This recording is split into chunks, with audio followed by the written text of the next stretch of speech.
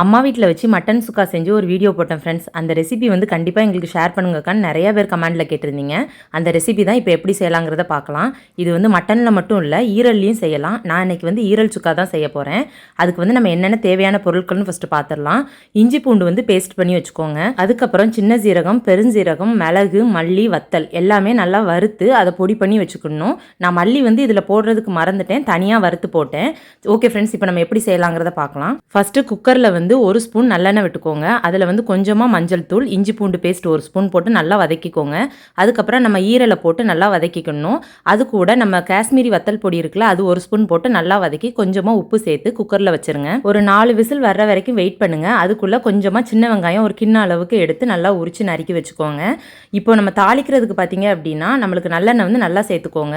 அது கூட கருவேப்பிலை, முழு வத்தல் போட்டு அதுக்கப்புறம் நம்ம நறுக்கி வச்ச வெங்காயத்தையும் சேர்த்து நல்லா வதக்கி எடுத்துக்கோங்க. இப்போ ஈரல் வந்து சூப்பராக வெந்துருச்சு. இப்போ இதை வந்து நம்ம அதோட சேர்த்துக்க வேண்டியதான். சேர்த்துட்டு நல்லா வதக்கிக்கணும். வதக்கும் போதே நம்மளுக்கு கொஞ்சமாக கரம் மசாலா 1 ஸ்பூன் சேர்த்துக்கோங்க. கரம் மசாலா தூள் 1 ஸ்பூன் சேர்த்து நல்லா கிண்டி விட்டுக்கோங்க. அதுக்கப்புறம் மூடி போட்டு ஒரு 5 நிமிஷம் சிம்மில் வச்சுருங்க. அதுக்கப்புறம் மெயினாக பார்த்தீங்கன்னா நம்ம வறுத்து அரைச்சோல்ல, அந்த மசாலா தான் அந்த சுக்காவுக்கே வந்து ஹைலைட்டாக வாசனையும் டேஸ்ட்டும் கொடுக்கும். அந்த பொடியை கடைசியாக சேர்த்துக்கோங்க. சேர்த்துட்டு ஒரு 2 நிமிஷம் போதும், நல்லா கிளறி விட்டு இறக்குனீங்கன்னா சூப்பரான சுக்கா ரெடி. இதை செஞ்சு பார்த்துட்டு எப்படி இருக்குங்கிறத மறக்காமல் கமெண்டில் சொல்லுங்கள். பார்க்கும்போதே கலர்ஃபுல்லாக எப்படி இருக்குது பாருங்கள் ஃப்ரெண்ட்ஸ். ஈரல் வேண்டான்னு சொல்கிறவங்க கூட இதை விரும்பி சாப்பிடுவாங்க. கண்டிப்பாக இந்த மாதிரி செஞ்சு கொடுங்க. வீடியோ உங்களுக்கு பிடிச்சிருக்குன்னு நினைக்கிறேன். வீடியோ பிடிச்சா லைக் பண்ணுங்கள், ஷேர் பண்ணுங்கள், மறக்காமல் சப்ஸ்கிரைப் பண்ணுங்கள். அடுத்த ஒரு சூப்பரான வீடியோவில் பார்க்கலாம். பாய்.